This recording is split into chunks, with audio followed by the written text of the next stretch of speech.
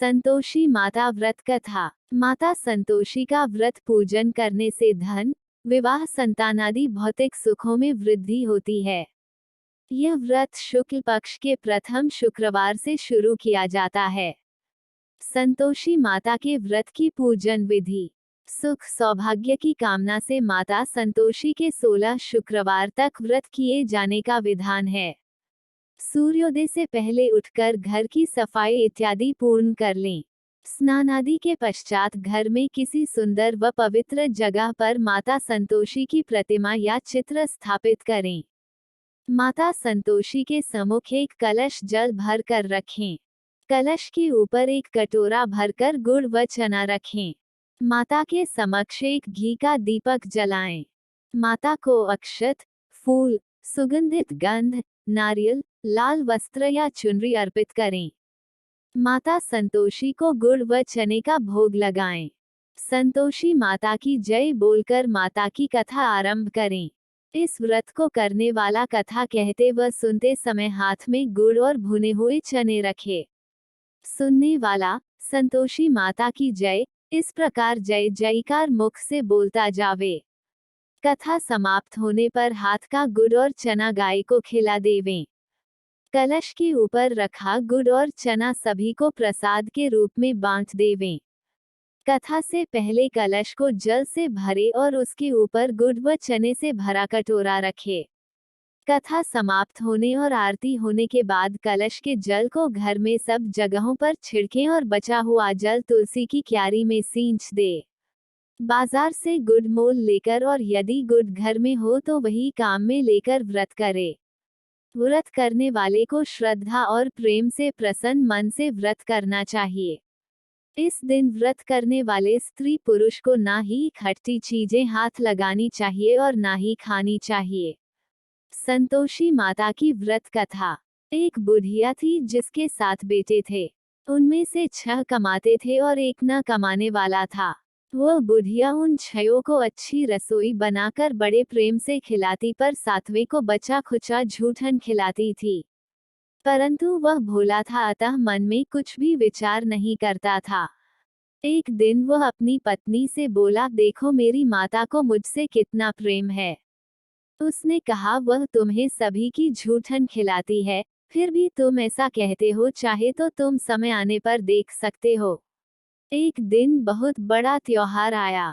बुढ़िया ने 7 प्रकार के भोजन और चूरमे के लड्डू बनाए। 7वां लड़का ये बात जांचने के लिए सिर दुखने का बहाना करके पतला कपड़ा ओढ़कर सो गया और देखने लगा माँ ने उनको बहुत अच्छे आसनों पर बिठाया और 7 प्रकार के भोजन और लड्डू परोसे। वो उन्हें बड़े प्रेम से खिला रही है। जब वे 6 उठ गए तो माँ ने उनकी थालियों से झूठन इकट्ठी की और उनसे एक लड्डू बनाया। फिर वह 7वें लड़के से बोली, अरे रोटी खा ले। वह बोला, माँ मैं भोजन नहीं करूँगा, मैं तो परदेश जा रहा हूँ। माँ ने कहा, कल जाता है तो आज ही चला जा। वह घर से निकल गया। चलते समय उसे अपनी पत्नी की याद आई जो गौशाला में कंडे थाप रही थी। वह बोला, हम विदेश को जा रहे हैं, आएंगे कछु काल। तुम रहियो संतोष से, धर्म अपनो पाल। इस पर उसकी पत्नी बोली, जाओ पिया आनंद से, हमारी सोच हटाए। राम भरोसे हम रहे, ईश्वर तुम्हें सहाय। देहु निशानी आपनी, देख धरूं मैं धीर। सुधी हमारी ना बिसारियो, रखियो मन गंभीर। इस पर वह लड़का बोला, मेरे पास कुछ नहीं है। यह अंगूठी है सो ले और मुझे भी अपनी कोई निशानी दे दे। वह बोली, मेरे पास क्या है, ये गोबर भरे हाथ है। ये कहकर उसने उसकी पीठ पर गोबर भरे हाथ की थाप मार दी। वह लड़का चल दिया। ऐसा कहते हैं, इसी कारण से विवाह में पत्नी पति की पीठ पर हाथ का छापा मारती है। चलते समय वह दूर देश में पहुंचा। वह एक व्यापारी की दुकान पर जाकर बोला, भाई मुझे नौकरी पर रख लो। व्यापारी को नौकर की जरूरत थी, अतः बोला, तनख्वाह काम देखकर देंगे, तुम रह जाओ। वह सवेरे 7 बजे से रात की 12 बजे तक नौकरी करने लगा। थोड़े ही दिनों में सारा लेन देन और हिसाब किताब करने लगा। सेठ के साथ 8 नौकर चक्कर खाने लगे। सेठ से उसे 2-3 महीने ने आधे मुनाफे का हिस्सेदार बना दिया। 12 वर्ष में वह नामी सेठ बन गया और उसका मालिक उसके भरोसे काम छोड़कर कहीं बाहर चला गया। उधर उसकी औरत को सास और जेठानियां बड़ा कष्ट देने लगी। वे उसे लकड़ी लेने जंगल में भेजती, भूसे की रोटी देती, फूटे नारियल में पानी देती। वह बड़े कष्ट से जीवन बिताती थी। एक दिन जब वह लकड़ी लेने जा रही थी तो रास्ते में उसने कई औरतों को व्रत करते देखा।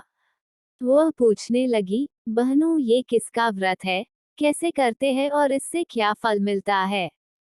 तो एक स्त्री बोली, ये संतोषी माता का व्रत है, इसके करने से मनोवांछित फल मिलता है।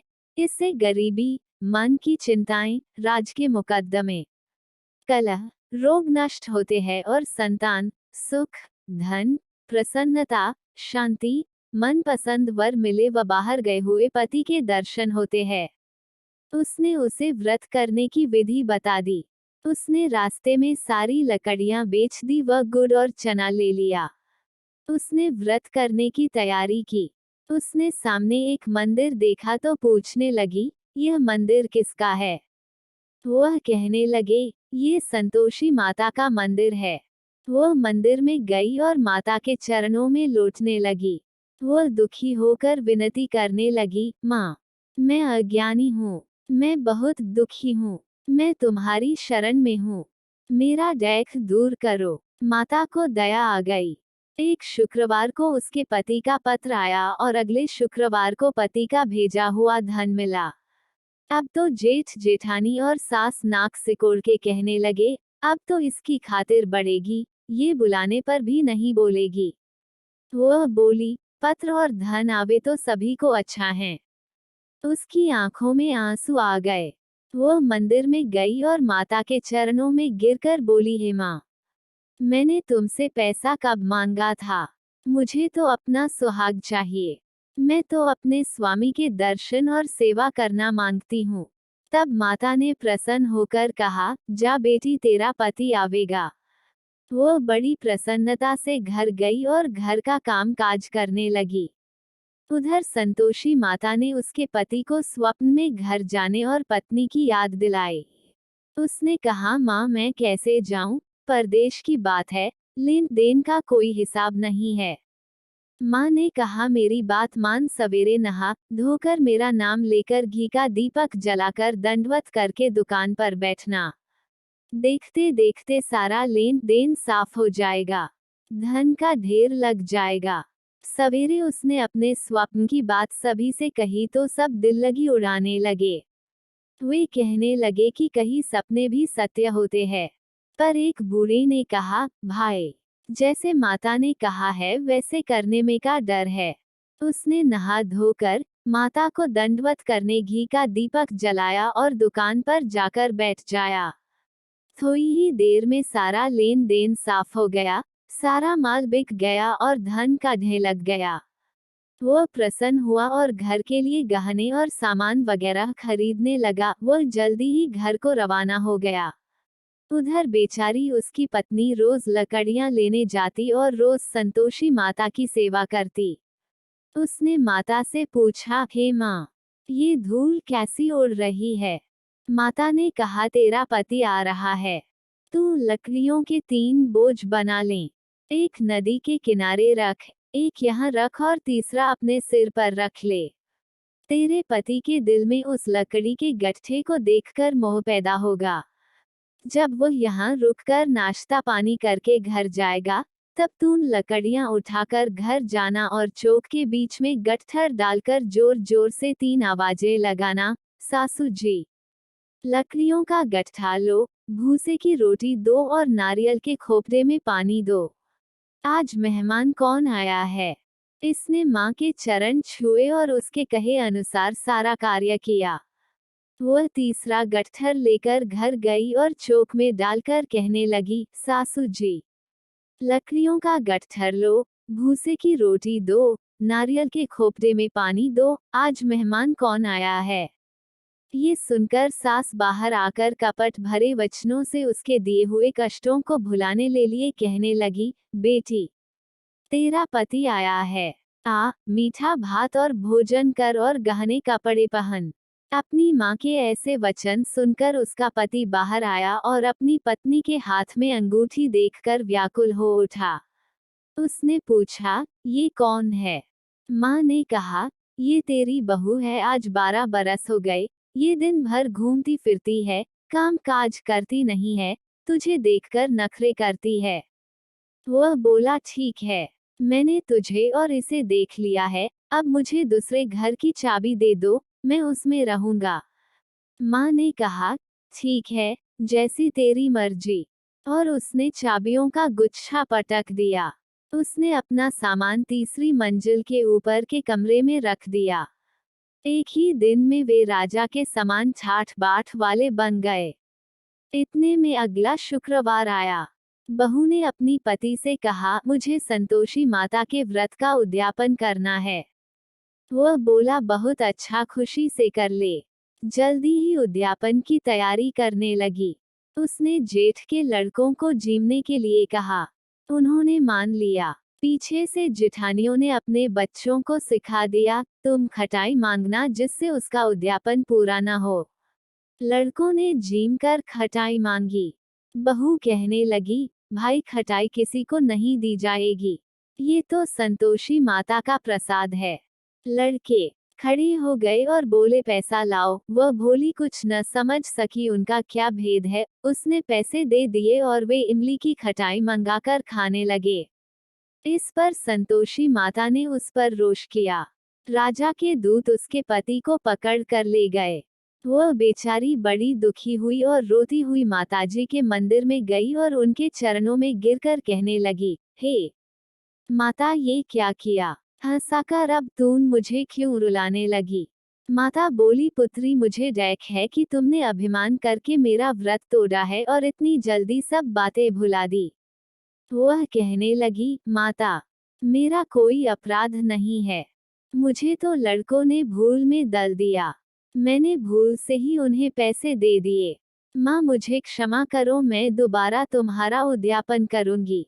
माता बोली, जा, तेरा पति रास्ते में आता हुआ ही मिलेगा। उसे रास्ते में उसका पति मिला। उसके पूछने पर वह बोला, राजा ने मुझे बुलाया था, मैं उससे मिलने गया था। वे फिर घर चले गए। कुछ ही दिन बाद फिर शुक्रवार आया। वह दोबारा पति की आज्ञा से उद्यापन करने लगी। उसने फिर जेठ के लड़कों को बुलावा दिया। जेठानियों ने फिर वही बात सिखा दी। लड़के भोजन की बात पर फिर खटाई मांगने लगे। उसने कहा, खटाई कुछ भी नहीं मिलेगी, आना हो तो आओ। ये कहकर वह ब्राह्मणों के लड़कों को लाकर भोजन कराने लगी। यथाशक्ति उसने उन्हें दक्षिणा दी। संतोषी माता उस पर बड़ी प्रसन्न हुई। माता की कृपा से 9वें मास में उसके एक चंद्रमा के समान सुंदर पुत्र हुआ। अपने पुत्र को लेकर वह रोजाना मंदिर जाने लगी। एक दिन संतोषी माता ने सोचा कि यह रोज यहाँ आती है, आज मैं इसके घर चलूं, इसका सासरा देखूं। ये सोचकर उसने एक भयानक रूप बनाया। गुड़ व चने से सनामुख, ऊपर को सूंड के समान होठ जिन पर मक्खियां भिन भिना रही थी। इसी सूरत में वो उसके घर गई। देहली में पांव रखते ही उसकी सास बोली, देखो कोई डाकिन आ रही है, इसे भगाओ नहीं तो किसी को खा जाएगी। लड़के भागकर खिड़की बंद करने लगे। 7वें लड़के की बहू खिड़की से देख रही थी। वो वहीं से चिल्लाने लगी, आज मेरी माता मेरे ही घर आई है। ये कहकर उसने बच्चे को दूध पीने से हटाया। इतने में सास बोली, पगली किसे देखकर उतावली हुई है, बच्चे को पटक दिया है। इतने में संतोषी माता के प्रताप से वहां लड़के ही लड़के नजर आने लगे। बहू बोली, सासू जी, मैं जिसका व्रत करती हूँ, ये वही संतोषी माता हैं। ये कहकर उसने सारी खिड़कियां खोल दी। सबने संतोषी माता के चरण पकड़ लिए और विनती कर कहने लगे, हे माता, हम मूर्ख हैं, अज्ञानी है, पापिनी है, तुम्हारे व्रत की विधि हम नहीं जानती, तुम्हारा व्रत भंग कर हमने बहुत बड़ा अपराध किया है। हे जगत माता, आप हमारा अपराध क्षमा करो। इस पर माता उन पर प्रसन्न हुई। बहू को जैसा फल दिया वैसा माता सबको दें। बोलो संतोषी माता की जय।